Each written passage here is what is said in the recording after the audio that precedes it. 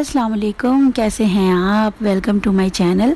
आज मैं आप लोगों के साथ शेयर कर रही हूँ बेक्ड फ़िश की रेसिपी। उम्मीद करती हूँ कि आप लोगों को पसंद आएगी।